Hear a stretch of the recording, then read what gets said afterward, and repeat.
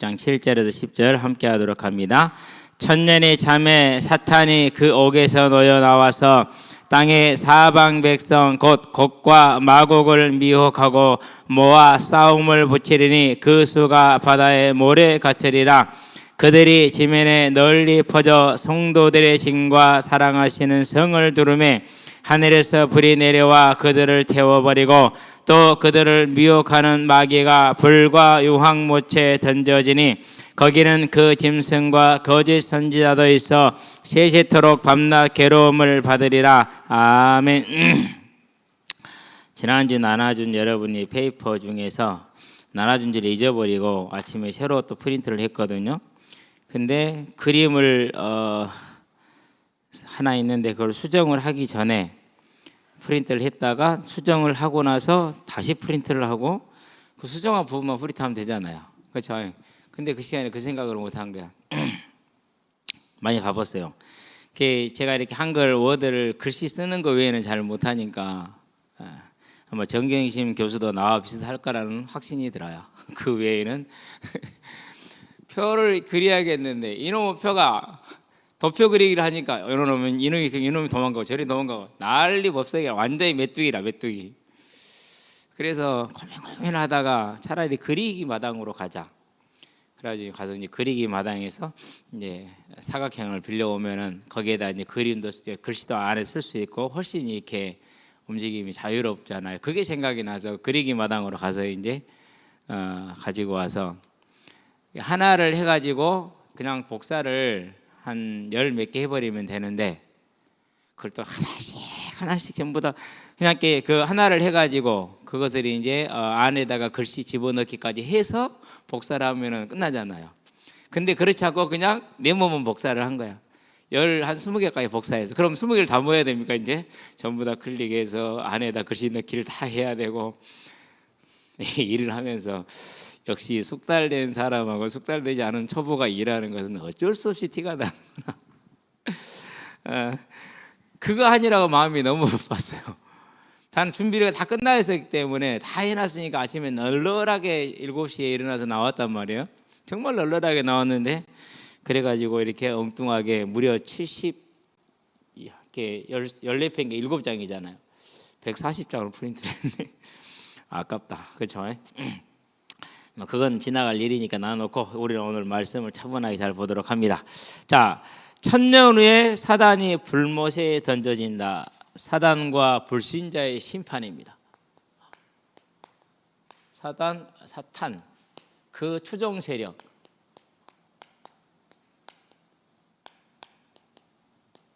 영원한 심판입니다.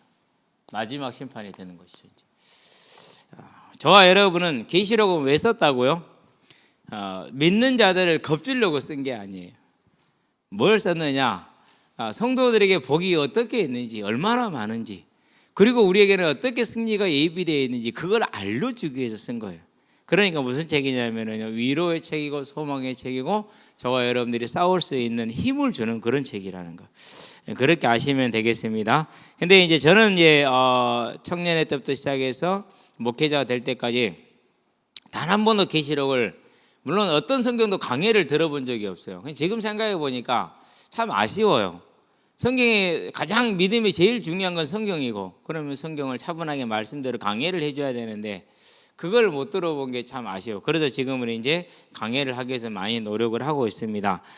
그게 가장 안전한 길이다라는 생각이 들기 때문에요. 그래서 저와 여러분들이 이제 이렇게 저도 한 번도 못 들어본 계시를 여러분에게 강의를 하는 것이니까 뭐 쉽지는 않지만은 그만큼 또 이제 주석에 있는 걸 중심으로 해서 깨끗하게 할 수 있지 않을까 그런 생각이 됩니다. 자, 천년이 찼다 그랬습니다. 자, 그러면 이제 천년은 앞에 20장 1절, 2절에 나와 있죠. 그렇죠? 우리 여기에 대해서 이제 여러 가지 설이 있다 그랬어요. 재림 전에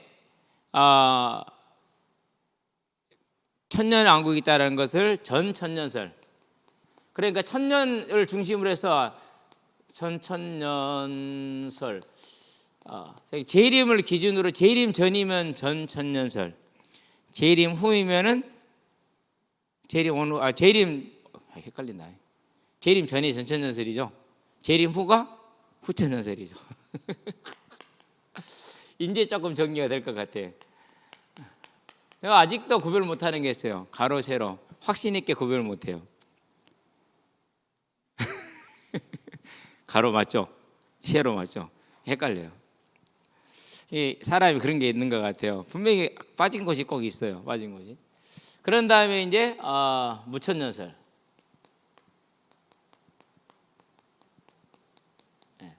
전천년설도 세대주의적, 역사적. 세대주의적 전천년설은 재림이 두 번 있다고 말하는 거예요. 예수님이 공중에 살짝 보내면 재림을 해요. 모르게. 그래 거기서 7년 동안 성도들과 함께 잔치를 벌려요.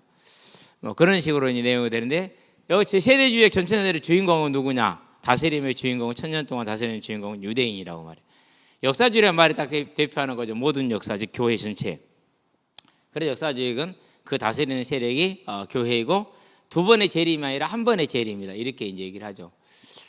뭐 저와 여러분들은 이제 무천년설이 그냥 자연스럽게 깨달아지고 믿어지는 그런 것으로 보여진다. 이렇게 생각을 했죠.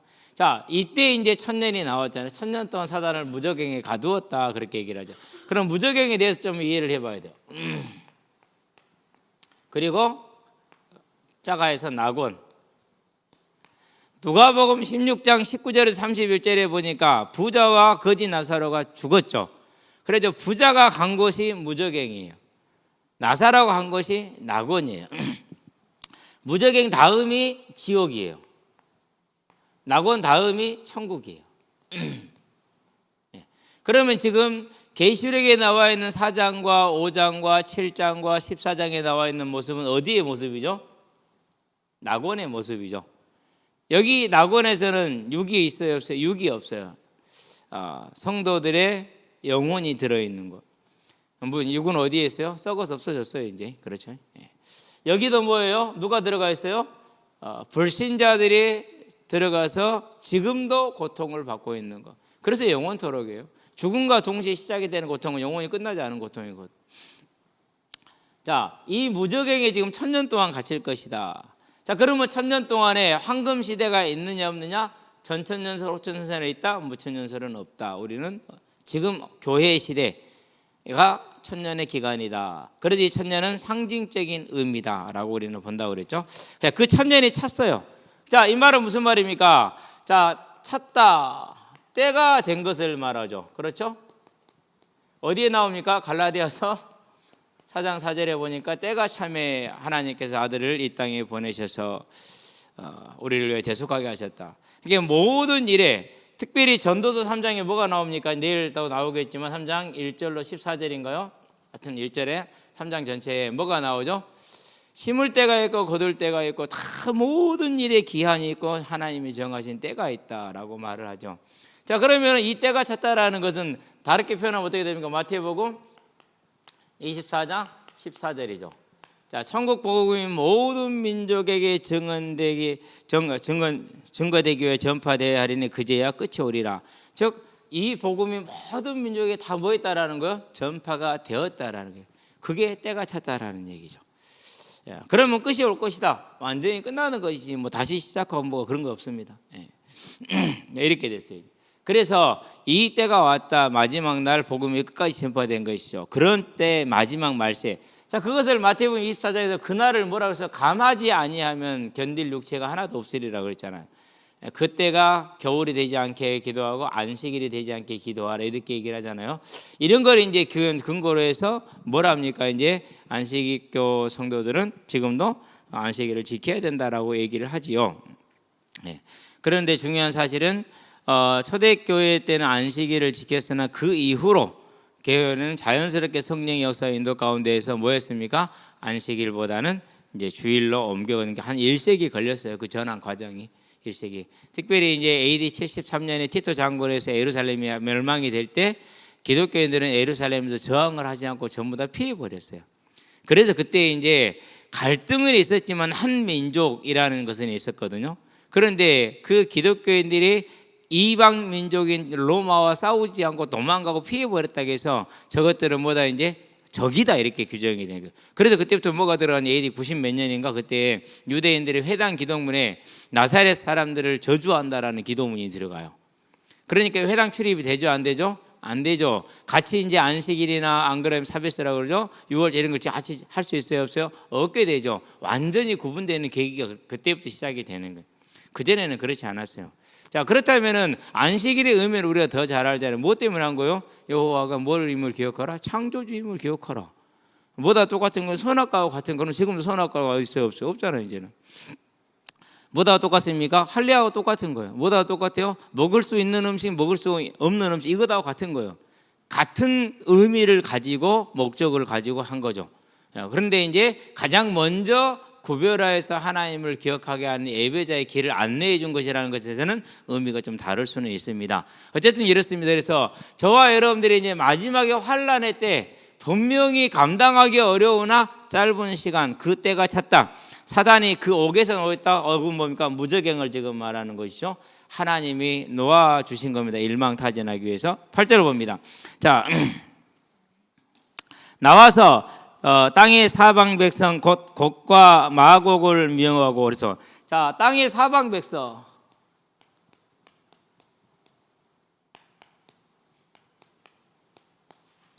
항상 계시록에서 내 사라는 숫자는 뭘 뜻하느냐? 우리 이제 동양권에서는 사 그러면 죽을 사자가 떠올라서 죽음을 뜻하죠. 병원 같으면 사자가 있어요, 없어요? 없어요. 포플로 이렇게 해놨어요. F4 이렇게 해놨단 말이죠. 병실도 사자는 있어요, 없어요? 사자로 끝나는 것은 없어요. 4층은 있지만 사자로 끝나는 건 없거든요. 안 그러면 그냥 1, 2, 3, 5, 6, 7 이렇게 바로 올라가. 4층이 없어요. 그러는데 계시록에서 사는 온 세상을 뜻해요. 땅의 사방 백성이라 그랬죠.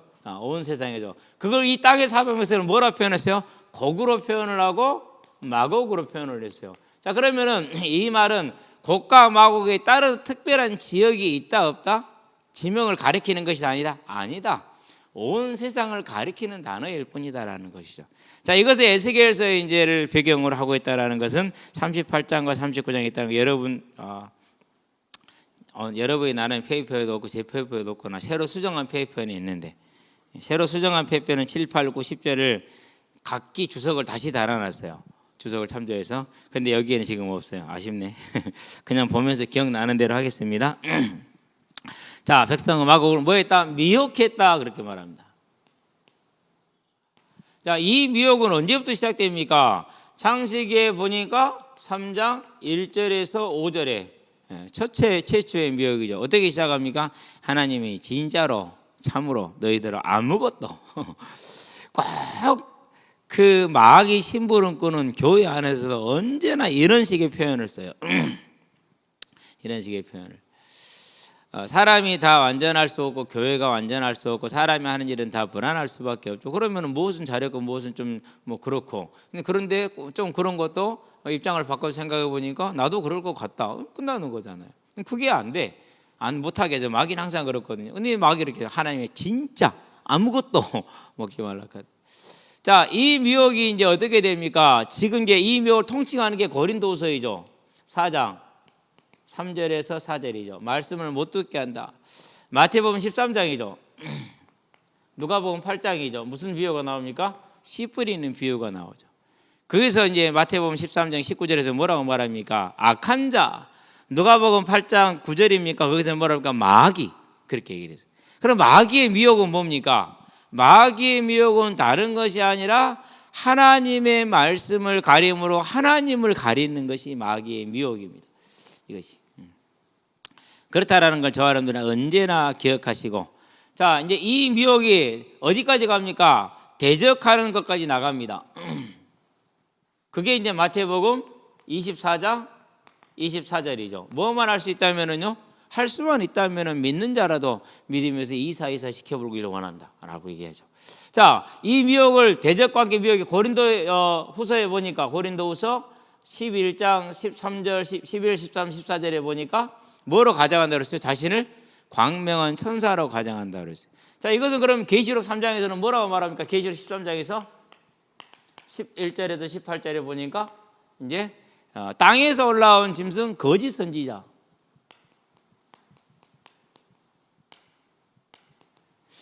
저는 신천지에 대해서 잘 몰라요. 뭘 말하는지 내용을 잘 몰라요. 근데 한 가지는 분명해요.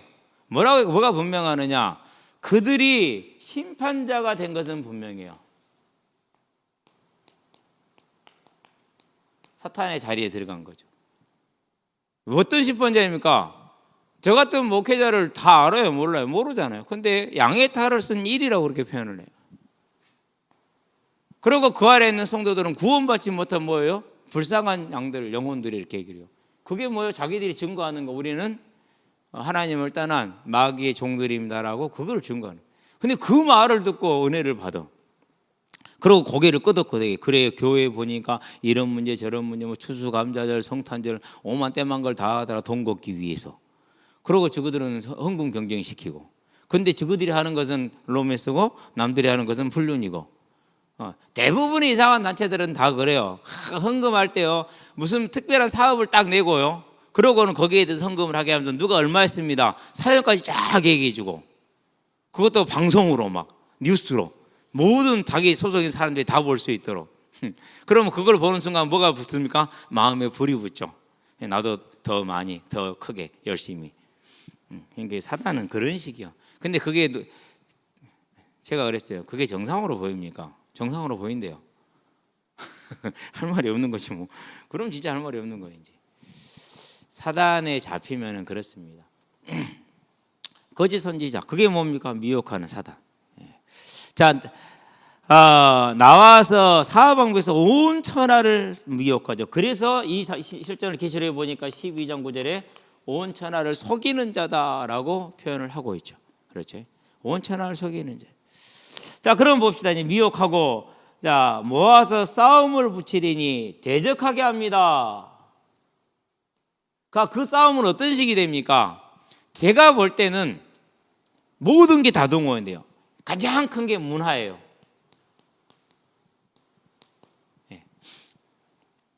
지금 우리 청소년들이 어려서부터 소화하고 있는 문화는 98%, 99%가 다 이거예요.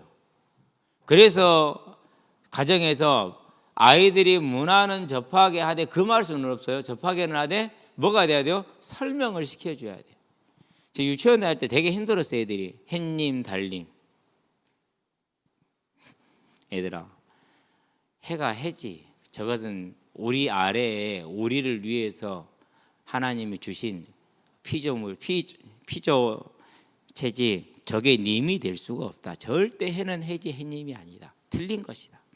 달도 달이다. 별도 별이지 별님이 아니다. 그래가지고 애들이 상당한 혼란을 겪어. 유치원에 가가지고 해인데요 달인데요 이러면 선생님들 어떻게 됩니까? 이제 그렇죠. 이게 이제 이것에부터 시작이 되는 거예요. 벌써부터. 그런 다음에 이제 오늘날은 동물권부터 시작을 해서 그런 다음에 성의 존재. 그래서 거의 모든 인기 있는 드라마에는 양성을 부인하고 남성과 여성이 아니라 성은 다양할 수 있고 선택할 수 있다. 그래서 뭐 어디 나라든가 거기는요 18살이 될 때까지는 남성 여성을 표기하지 않는데 그래야 그 18살이 돼서 자기가 나는 남성이다 그러면 그 사람 그때 남성으로 등록이 되는 여자가 나는 남성이라면 남자가 되는 거예요. 남자가 나는 여성이라면 여자가 되는 거예요. 그 문화가 머지 않았어요. 그러는데 계속해서 그 압력이 들어가죠. 그래서 정치 세력이 그런 거예요. 아마 목사님들이 많이 고민될 겁니다. 목사님들이 뭐 이제 보면 그렇게 들어가서는 안 되는데 이게 이제 보수 쪽을 좀 지지를 하는 그 갈등이 거기에 있어요. 진보는 언제나 뭐 하죠? 이제 그런 것을 이제 앞장서서 들어온단 말이에요. 그러는데 그런 걸 앞장서서 들어오는데 사회 정의는 오히려 진보가 더 앞서 있어요. 그러는데 그런 것을 거절은 하는데 사회 정의는 오히려 뒤쳐져 있어요. 이게 진짜 세상은 아이러니다. 이게 아이러니. 어쨌든지 간에 문화. 그런 다음에 이제 이 마태복음에서 말하고 있는 민족이 나라가 나라를 전쟁. 그런 다음에 이제 다른 이단 종교들, 이단이라기보다는 무슬림 같은 이런 종교들. 지금 세계 인구 추이를 잘 살펴봐야 돼요. 기독교권은 전부 다 인구가 급속도로 감소하고 있어요. 근데 이슬람권의 인구가 전혀 감소할 기미를 잘 안 보여요. 근데 요즘은 좀 이제 나오는 보고에 따르면은 현재 이제 지금 이제 어느 정도 좀 안정된 이슬람권은 기독교권과 똑같은 후대가 이제 저출산율이 우리와 비슷해지는 그런 경향을 보이고 있어요. 그런 경향. 어쨌든 그런데 제가 봐서는요, 이슬람 절대로 그러지 않아요. 이슬람에 충성된 사람들은요, 뭐예요? 주시는 대로. 인샬라. 진짜 주시는 대로. 이런 것들이 이제 모든 것이 될 것이다라는 것이죠. 그래서 저와 여러분 항상 깨어 있어야겠습니다. 자, 미혹하고 모아 싸움을 붙이리 이래서 그 수가 바다의 모래 같으리라. 바다의 모래를 셀 수 있으면 세겠죠. 사방이 적입니다. 그래서 온천하라고 그렇게 얘기를 했죠. 그렇죠? 자, 9절 봅시다. 그들이 지면에 널리 퍼져 성도들의 진 그랬습니다. 지면에 널리 퍼져 사방이 바다 모래 같으니까. 자, 성도들의 진이다. 오늘 여러분 나중에 페이퍼를 보시기 바랍니다. 페이퍼에 보면 이제 진이 나오죠. 자, 이제 여러분에게 나눠준 것은 출입구를 동쪽으로 돌려놓은 거예요. 모세와 아론이 동쪽입니다. 네, 동쪽. 그래서 왜 그러냐? 해가 뜨는 방향에서 시작할 수 있도록 동쪽으로 했어요. 그렇게 해서 이렇게 이제 12지파가 주변을 두르고, 그리고 레위 지파가 사면으로 이렇게 나뉘어서 모세와 아론, 무라리, 게르손, 고아 이렇게 광야에서 항상 이런 식의 진을 쳤어요. 이걸 성도들 진이라고 그래요. 그래서 이 성도들의 진은 광야교회, 다른 말로 표현하면 지금 현재 교회 시대, 우리를 지금 지칭을 하는. 자, 그러면 이 성도들의 진을 포위했다. 그럼 이 성도들의 진의 중앙에 지금 뭐가 있죠? 지성소가 있죠. 자, 그러면 누구를 지금 포위한 거예요? 누구를 포위했다고 표현하면 누구를 대적했어요? 이제 걸음마를 찌벅찌벅 배운 애기들이 고도로 훈련된 특수부대를 포위한 거다 똑같아. 그럼 결과는 어떻게 됩니까? 싸움이 될까요? 싸움이 안 될까요? 이미 2000년 전에 싸움은 끝나버렸어요. 그런데도 불구하고 뭐 하는 거예요? 이제 돌격 앞으로 하는 것이 얼마나 우습겠습니까? 그런데 포위된 저와 여러분들은 그 모습이 볼 때 가장되고 허황되어 있기 때문에 실제로 또 힘이 있어 보이기 때문에 우리 눈으로 볼 때는요, 겁이 날 수 있다라는 사실. 그러나 때 겁먹지 마시게 되길 바랍니다. 그래서 성도들의 진이라는 것은 꼭 이 광야에서 진을 쳤던, 성막을 중심으로 진을 쳤던 그걸 가지고 와서 현재의 광야길과 같은 길을 가고 있는 현재 교회 시대의 모든 교회를, 성도들을 지칭해 주고 있다는 것을 기억하시게 되길 바랍니다. 그래서 우리는 항상 사방에 뭐해된 자들이요? 포위된 자들이요. 물론 당연히 이길 수밖에 없는 포위된 자들이지만 그렇다고 졸면 되겠습니까? 안 되겠습니까? 졸지 않게 되길 바랍니다. 자, 그들의 성도들의 진과 사랑하시는 성 그랬어요.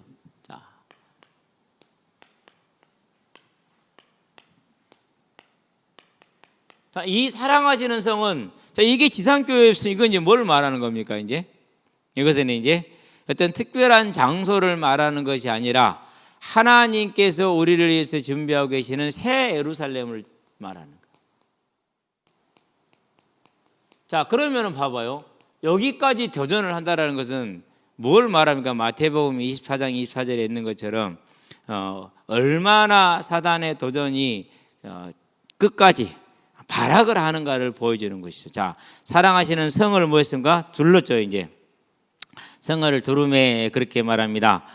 자, 그런 다음에 뭡니까? 이제 성을 두름에 하늘에서 뭐가 내려왔어요? 불을 내려와 그들을 태워버렸다. 이것도 에스겔서를 배경으로 하고 있는 겁니다. 자, 두르기만 했어요. 싸움은 시작됐어요? 안 됐어요? 준비 과정이 끝나버렸어. 준비하고 포위했는데 싸움이 끝나버려. 걱정하지. 그래서 뭡니까? 그날을 감하지 않으면 뭐 했다? 감하셨다라는 겁니다. 이렇게 싸우고자 준비만 했는데 하늘에서 불이 내렸고 뭡니까? 전부 다 소멸시켜 버렸습니다. 다 태웁니다.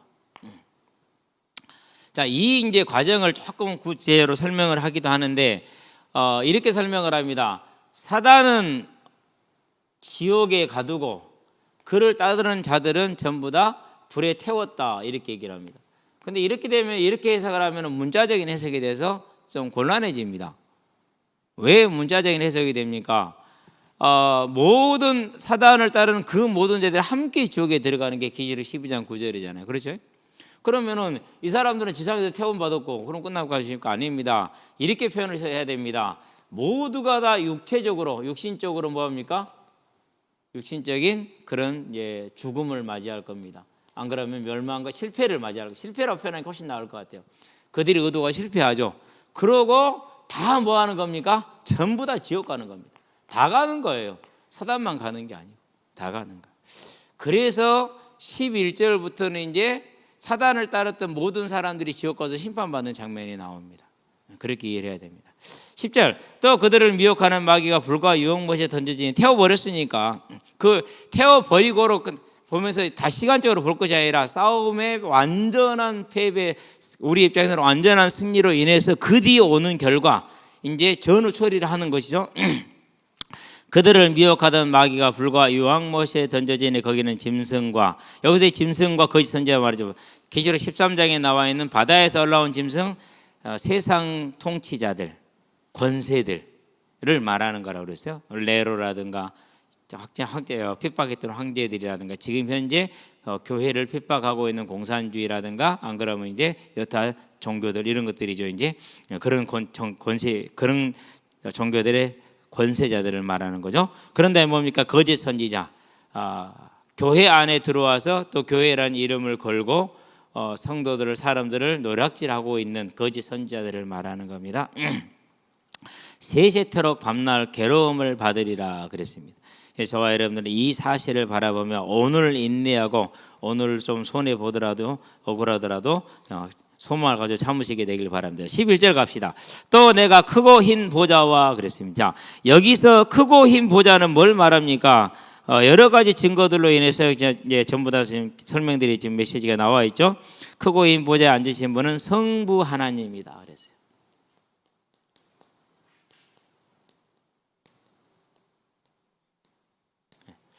그래서 크고 흰 보좌는 다니엘서라든가 계시록이라든가 이런 데서 전부 다 누구를 가리키는 걸로요? 성부 하나님을 가리키는 걸로. 로마서 14장 10절에 보면 모두가 다 하나님의 심판대에 서리라, 그 심판대가 이 크고 흰 보좌, 하나님의 보좌를 말하는 것이다라고 설명이 되어 있죠. 자, 크고 흰 보좌와 그 위에 앉으신 이를 보니, 하나님과 하나님의 보좌를 보니 땅과 하늘이 그 앞에서 피하여 간데 없더라, 그렇게 얘기를 했어요. 이 부분에 대해서 이제 여러 가지 설이 있는데, 이거를 우리가 한번 이제 계시록 생각을 해봐야 돼요. 계시록 4장 5장에서 뭐가 나왔습니까? 만물이 나왔죠. 그렇죠. 하늘 보좌를 설명할 때 하나님 보좌 옆에 네 생물이 수정 같은 큰 바다가 있고, 그 다음에 그 수정 바다 바깥에 네 생물이 있고, 그 다음에 24보좌가 있고, 그 다음에 천사 천군이 있고, 그런 다음에 뭐가 있었어요? 만물이 있었잖아요. 그럼 이 만물은 뭡니까? 제가 죽였던 개구리부터 시작해서 참새, 뭐 때까지 모든 게 다 포함이 되어 있는 거예요. 얼마나 수가 많겠어요? 상상이 돼요? 안 되죠. 자, 그런데 또 한 걸 참고해야 돼요. 로마서 8장입니다. 8장 25절까지, 18절부터 25절까지. 여기에서 뭐가 나옵니까? 물론 23절, 24절, 25절에 이제 우리가 바라는 소망에 대한 얘기지만 그 안에, 그 앞에서는 만물이 탄식하며 하나님의 아들들이 나타나기를 기다린다고 그랬죠. 만물의 탄식이 나와요.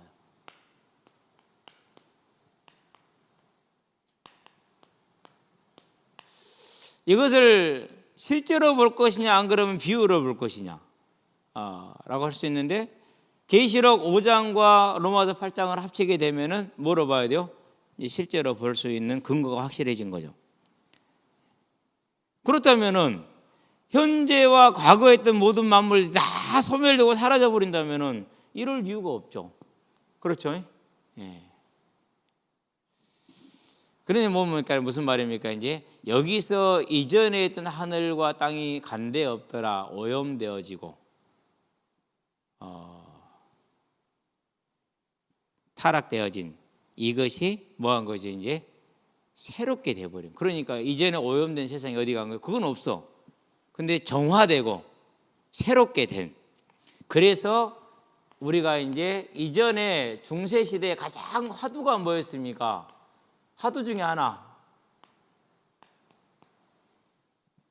이 말이 이걸 보충을 해주고, 이제 이 결과가 이거예요. 신락원이다. 아담의 범죄로 에덴을 우리가 잃었잖아요. 그렇죠? 그래서 하나님께서 여자의 후손의 대속과 부활을 통해서 사망에 있는 죄를 사함으로 사망에 있는 자를 부활시키심으로 하나님이 다시 낙원을 치유하시는 겁니다. 치유.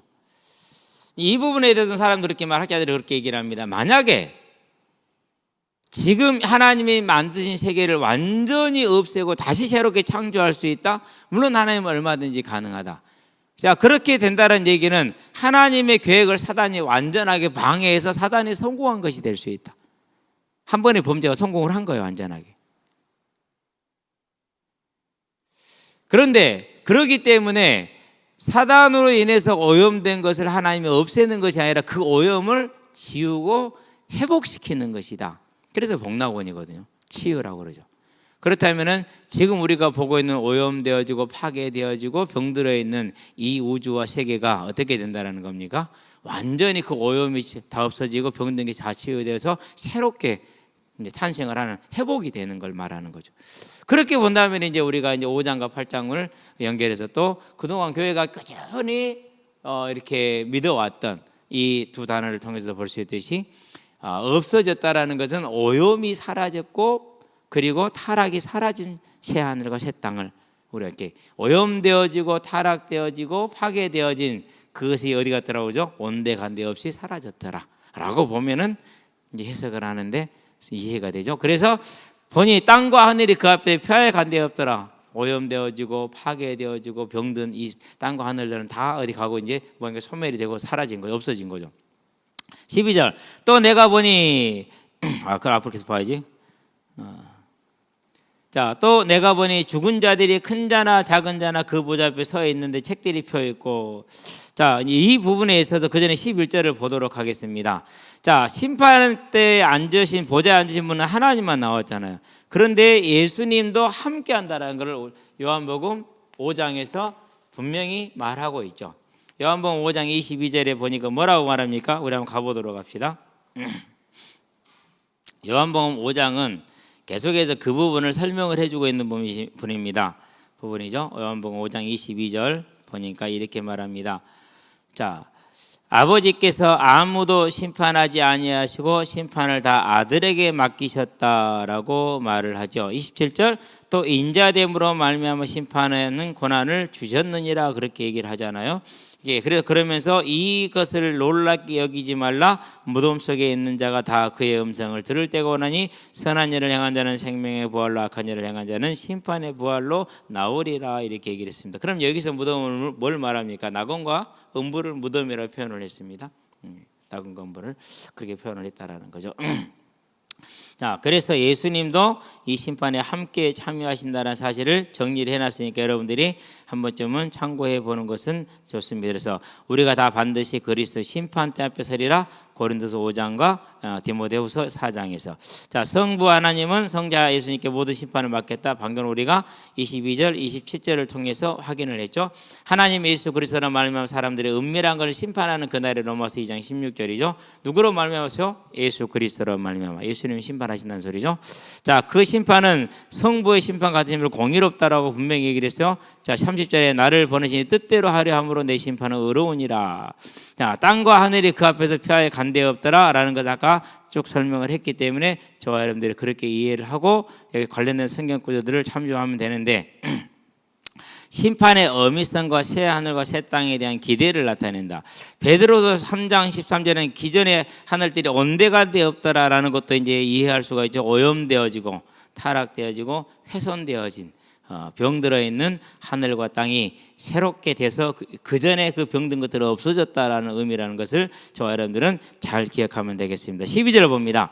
또 내가 보니 죽은 자들이 큰 자나 작은 자나 그 보좌 앉아 앞에 서 있는데 책들이 펴 있고 또 다른 책이 펴 있으니 곧 생명책이라 죽은 자들이 자기의 행위를 따라 책들에 기록된 대로 심판을 받으니. 자, 여기서 이제 우리가 이제 이 땅을 살아가고 있는데 인내하며 절제하며 헌신하며 충성하며 섬기며 용서하는 이유가 나오죠. 자, 다시 요한이 보았어요. 보니까 죽은 자들이 큰 자나 작은 자나 그 보좌 앞에 서 있다 이렇게 얘기를 했습니다. 자, 여기서 큰 자라는 것과 작은 자는 특별한 의미가 있는 게 아니라 모든 사람, 이해되죠? 모든 사람. 예. 자, 죽은 자들이 큰 자나 작은 자나 모두를 말하는 것을 얘기하는데 여기서는 어떤 사람들은 의인과 악인이다 이렇게 표현을 합니다. 큰 자 의인, 작은 자 악인. 그런데 이제 세례 요한이 그런 예수님이 세례 요한에 대해서 말할 때 뭐랍니까? 천국에서 가장 작은 자니라 이렇게 얘기를 했기 때문에 굳이 이렇게 할 필요는 없고 모든 사람 이렇게 보면은 큰 오류가 발생하지 않을 것이다라는 것입니다. 자, 마태복음 25장에서는 어떻게 표현했습니까? 이것을 이제 오른편과 왼편으로 나누었죠. 그렇죠. 저와 여러분들이 많은 단체들이 크게 실수하는 게 하나 있어요. 속죄 대속과 사죄는 강조를 해요. 대속으로 인한 사죄는 강조를 많이 해요. 그런데 대속을 받고 사죄받은 사람은 그 다음 뭐가 됩니까? 하나님과 함께 해야 되잖아요. 이 함께가 뭘 말합니까? 거룩입니다. 그 거룩을 뭐라고 그럽니까? 의라고 표현합니다. 성도들의 옳은 행실, 바른 삶입니다. 근데 이것은 빼버려요. 그래서 이것도 다시 뭐하게 만들어요? 거짓것이 되게 만들어요. 우리가 얼마나 섬뜩한지 알죠? 이제 어디에 섰는지 우리가 아니까. 그래서 이제 많은 그렇게 뭐 많지는 않은 것 같은데 적지 않은 자들이 구원받았다 끝났다. 자, 복음이든 자유다 누립니다. 아닙니다. 이제 시작되는 겁니다. 마귀의 종로를 타다 하나님과 함께하는 삶. 그래서 레위기 11장이 나오는 겁니다. 이것은 먹고 이것은 먹지 말고. 부정한 거면 쭉 말합니다. 왜 그렇습니까? 그게 원래 부정해서요? 아니요. 하나님이 부정하다 정했어요. 그래서 하나님이 해놨기 때문에 어쩔 수가 없는 거예요. 그럼 왜 하나님이 그럽니까? 할례, 안식일, 선악과 같은 의미예요. 뭐 해라? 구별된 삶을 살아라. 인내하고 절제하고 제한된 삶. 불신자와 구별을 시키기 위해서 그렇게 하시는 거예요. 그렇다면 그것은 바뀌어요, 안 바뀌어요? 안 바뀌어요. 안 바뀌어. 그래서 십계명이 사라져요, 안 사라져요? 안 사라져요. 그러면은 성도들의 삶은 반드시 두 가지가 하나로 이루어져야 돼. 그래서 로마서 1장부터 11장까지는 대속에 대한 이야기를, 12장부터 16장까지는 삶에 대한 이야기를. 그러면 12장, 16장 없애버리자고요? 그게 이단이요. 그게 거짓 선지자요. 근데 무섭죠. 거기에 빠지면 못 나온다라는 사실이. 저와 여러분은 그래도 나왔으니까 얼마나 다행입니까? 감사하시게 되길 바랍니다. 항상 이걸 없앤 사람들이 하는 말이 있습니다. 복을 강조합니다. 그래서 저도 처음에 전도를 받고 양육을 받을 때 복음을 모르면은 사고와 질병과 자유함이 없는 얽매인 힘든 삶, 막 새벽기도 다 해야 되고 이것도 지키고 저것도 이런 삶을 살아야 된다. 그렇게 교육을 쭉 받았어요. 근데 어느 날 보니까 다 병들더만, 똑같이 들더만. 그러니까 그때 그걸 뭐라고 그러냐? 하나님의 계획이래. 그 전에 교회를 향해서 공격할 때는 복음 없어서 그렇다 그렇고, 자기들이 병드니까 그건 하나님의 계획이래. 뭐예요? 말이야 방구예요 그것이? 말이 안 되는 얘기예요. 근데 아멘 그래요. 할렐루야 그러면서 이건 하나님의 계획이야. 참고 인내하면 하나님의 뜻이 이루어질 거야. 그러면 그 전에 말했던 건 뭐예요? 그건 말이 안 되는 거잖아요. 그렇죠? 이제 그런 것보다는 뭐로 가냐? 계속해서 복을 강조하고 방법론을 강조합니다. 왜 방법론을 강조하는지 아십니까? 그렇게 하는 사람이 없거든요. 그래서 네가 복음이 못 누리는 것은 네가 그렇게 안 해서 못 깨달아서 그러는 거야. 충분한 뭘 갖는 거예요? 사단이 하는 짓거리가 그거예요. 제가 불교를 보니까 말은 되는 것 같아. 근데 죽었다 깨어나도 이렇게 못 하겠더라고. 그래서 제가 불교를 안 믿은 이유가 그거예요. 누가 이걸 하냐? 내가 어떻게 이걸 해? 나는 못 하겠다라는. 그런데 대부분의 이걸 없앤 사람들은 그렇게 만들어요. 네가 못해서 못 누린 거야. 네가 못해서 못 차지한 거야. 진짜 복이 뭡니까? 진짜 복은 우리가 예수를 믿는 거잖아요. 그게 진짜 복이요. 내가 긍휼히 여길 자를 긍휼히 여기고 내가 은혜 베풀 때 은혜를 그게 구원이잖아요. 근데 그것을 작게 만들어 버려. 강조하면서 없애. 그러고 이걸 없애기 위해서 그런 모순을 확 안고 있습니다. 그런 사람들이 잘 모릅니다. 저와 여러분들은 알아야 됩니다. 그래서 제가 신천지는 잘은 모르는데 아는 건 한 가지예요. 뭐냐? 교회를 시인하지 않고 인정하지 않는. 그 말은 하나님을, 교회를 붙들고 계시는 그 하나님을 뭐 한 거예요? 부인한 거예요. 물론 교회에는 가라지가 있습니다. 예. 그렇다 해서 그게 교회가 아닙니까? 아닙니다. 교회는 흠과 점이 많습니다. 초대교회 보세요. 얼마나 흠과 점이 많아요. 그렇다 해서 그들이 복음 없는 사람들이에요? 구원 못 받은 사람들 아니잖아요. 근데 신천지는 그러지 않았단 말이에요. 그걸로 봐서 내용은 잘 모르겠지만 확실하게 틀렸음을 증거하는 거예요. 뭐 그렇게 비슷한 단체들 많아요. 신천지하고. 굳이 말하지 않겠습니다. 자, 어떻게 간에 이제 큰 자나 작은 자가 보좌 앞에 서 있는데 마태복음 25장 31절 41절 보좌 앞에 서 있죠. 근데 그들이 심판받는 기준이 뭐였습니까? 이거였습니까? 안 그러면 이거였습니까? 그때 예수님이 지옥 보내고 천국 보낼 때 요 예수를 믿었다 안 믿었다 문제였습니까? 안 그러면 삶을 가지고 심판했습니까? 읽어보세요. 마태복음 7장 마태복음 20장 읽어보세요. 뭘로 심판하죠? 그들의 열매로 그들을 알리라 그랬어요. 예수 우리가 주여 주여 우리가 주의 이름으로 누군데? 난 모르는데 그랬어요. 이거다 동반되지 않으면 뭐라는 거예요? 거짓말이라는 거예요. 그래서 사단도 광명한 천사로 가장한다는 말이 거기에서 나오는 거예요. 그러면은 사단이 절대 못하는 게 있으면 뭡니까? 거룩한 삶이 안 됩니다. 하나님의 성품을 따른 그 삶이 안 됩니다. 그렇기 때문에 이것은 반드시 이것이 빼면은 뭐 하는 거예요? 아닌 거예요. 그러면 이제 우리가 이제 판단을 분명한 뭘 갖는 거죠. 이제 기준과 근거를 가질 수가 있는 거죠. 저와 여러분들은 이 삶을 위해서 애쓰시게 되길 바랍니다. 그러니까 공차하면서 그래요. 제가 이제 완벽한 패스를 딱 해줬어요. 근데 골을 못 넣어서 그러면 저 새끼 봐라죠. 옆에 놈들이 웃어요. 목사님이 저 새끼 그러니까. 근데 이게 입이 붙어가지고 제일 많이 하는 거예요. 저 새끼 봐라죠. 항상 그러거든요. 근데 애들이 그게 재밌는가 봐. 재밌으면 안 되는데 목사 그러면 안 되는데. 왜요? 애들이 생각할 때 목사는 뭐예요? 그렇죠. 그 기준을 맞춰야 되는데 못 맞을 때. 그래도 아이들이 이렇게 존경하고 사랑한다는 건 제가 알아요. 야, 공 내놔. 뺏으러 갑니다. 6학년에 가나에서 중동초등학교 진짜 등치가 우수해요. 힘도 우수해요. 밀고 들어오면은 내가 힘을 안 쓰잖아요. 내 밀릴 수밖에 없어. 공차로 딱 들어옵니다. 이리 와. 이리 와봐 빨리. 세 가지 따라한다. 시작. 목사님 거 뺏지 않는다. 밀지 않는다. 잡지 않는다. 자, 밀지 않거나 잡지 않는 건 할 수 있는데 뺏지 않는 건 할 수 없어요. 넌 세 가지 다 해야 넣어줄 거야. 그래서 웃으면서 그냥 가면서 두 가지는 됐는데 한 가지는 안 되겠어 이렇게 가거든요. 예. 근데 실제로 이제 그렇게 같이 이렇게 이제 재미있게 합니다. 그 안에는 뭐가 있는 서로에 대한 그런 이제 정이 있고 또 이제 신뢰가 있고 즐거움이 있는 것이죠. 그래서 크게 이 부분을 벗어나지는 않은 것 같은데 저 새끼가 이 말 좀 빼야 될 것 같은데 잘 안 돼요. 하여튼 저와 여러분들이 기억하시게 되길 바랍니다. 자, 또 다른 책이 펼치는 생명책이라 책이 두 가지입니다. 책들 이것을 이제 신학자들은 행위책이다 이렇게 얘기를 했어요.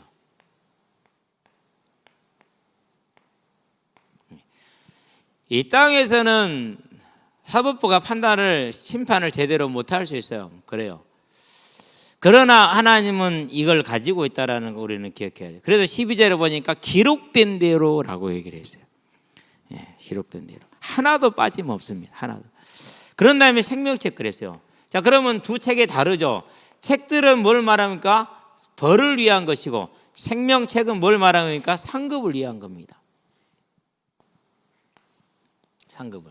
어떤 상급입니까? 마태복음 25장 31절에서 40절까지 뭘 말합니까? 내가 줄일 때, 내가 추울 때, 내가 병들었을 때, 내가 갇혔을 때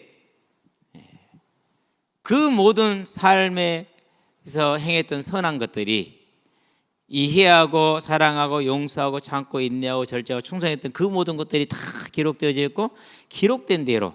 그래서 마태복음 25장 21절에 뭐라고 말합니까? 아버지의 큰 것으로 너에게 맡기리니 아버지의 즐거움에 참여할지어다. 그렇게 얘기를 하죠. 달란트에 비해서는 뭘 말합니까? 5개를 남겨오니까 10개를 주죠. 2개를 남겨오니까 4개를 주죠. 그렇죠? 더하죠. 배로 줬어요. 어떤 분들은 그 10개를 10이라는 완전수에 비해서 해석을 하기도 하더라고요. 뭐 그래도 괜찮고 안 그래도 상관은 없고. 어쨌든 저와 여러분들에게는 이 2가지 사실이 있다는 걸 알고 이 땅에 사는 날 동안에 악한 걸 보고 그 악한 일 때문에 내가 억울함을 당했다 할지라도 그런갑다 하시기를 주의 이름으로 축원드립니다. 그 참고 인내하고 용서하고 넘어감이 또 생명책에 기록된다라는 거 저와 여러분들 알게 되길 바랍니다. 자, 죽은 자들이 자기 행위를 따라 책들에 기록된 대로 심판을 받으니 13절 갑니다. 받아야 되는 얘기가 나오는데 좀 이따 설명을 하겠습니다. 13절 가니까 어디 갔어? 12절 13절 바다가 그 가운데서 죽은 자들을 내주고 또 사망과 음부도 그 가운데서 죽은 자들을 내주매 그렇게 얘기를 했습니다. 각 사람이 자기 행위대로 심판을 받고 그랬습니다. 바다는 세상을 뜻합니다. 바다가 세상. 온 세상에 예수님이 심판할 때 살아있는 모든 자들이 이제 심판보로 나온 것을 바다에서 나왔다고 표현을 했어요. 자, 음부와 사망이라고 그랬죠. 사망과 음부도 하나입니다. 사망과 음부는 하나예요. 지금 무저갱에 누가 지금 갇혀져 있죠? 무저갱에 죽은 자들이 영원히 가 있잖아요. 그렇죠? 그들이 영원히 있는 상태로 있잖아요. 그들도 다 나와서 뭐 하는 거예요? 다 나와서 부활을 받습니다. 그리고 그 부활을 받은 몸을 가지고 뭐 하는 겁니까? 이제 심판을 받고 지옥을 갑니다. 죽을래야 죽을 수도 없고 병도 안 들고 그건 좋은 것 같아. 병도 안 들고 늙지도 않고 죽지도 않아. 그 몸을 가지고 영원히 고통을 받아야 돼. 그게 문제야. 이제 끔찍하죠. 절대로 작은 일이 아닙니다. 죽은 자들을 내주매 모든 산자와 죽은 자들을 사도신경에 뭐랍니까? 저리로서 산자와 바다에서 바다가 내준 자들, 죽은 자들, 사망 음부가 내준 자들을 심판하러 오시리라 라고 말씀입니다. 자, 15, 14절입니다. 사망과 음부도 불못에 던져지니 기존에 죽어서 지옥에 무저갱에 있던 자들도 이제 지옥을 가는 걸 말합니다. 그렇죠? 예. 거기나 비슷합니다만 근데 육신을 가지고 가느냐 영혼만 가지고 가느냐 다르겠죠. 이것이 둘째 사망 곧 불못이라 그렇게 말을 합니다. 자, 여기에서 이제 중간 과정 음부와 낙원에 대한 설명을 아까 했기 때문에 여러분 다시 읽어보면 될 것 같고요. 네. 두 번째 둘째 사망 곧 불못. 그럼 우리는 둘째 사망이 있어요 없어요? 없어요. 우리는 이제 완전히 두 번째 새로운 부활을 이루게 됩니다. 완전한 부활이죠. 누구든지 생명책에 기록되지 못한 자는 불못에 던져지리라. 저와 여러분이 하나님의 은혜로 택하심으로 말미암아 생명책에 기록됐다라는 거. 로마서 9장에서 뭐라 말합니까? 원하는 자로 말미암음도 아니요 다른 박지라는 자로 말미암음도 아니요 오직 하나님께로 말미암은 자들이니라. 그래서 마태복음 25장에 마태복음 7장에 주여 주여 우리가 주의 이름으로라고 나오죠. 그들이 뭐 했어요? 이 소식을 들었어요. 그래 나도 천국 가야겠다 원했어요. 그랬는데 택함 받은 게 아니었어.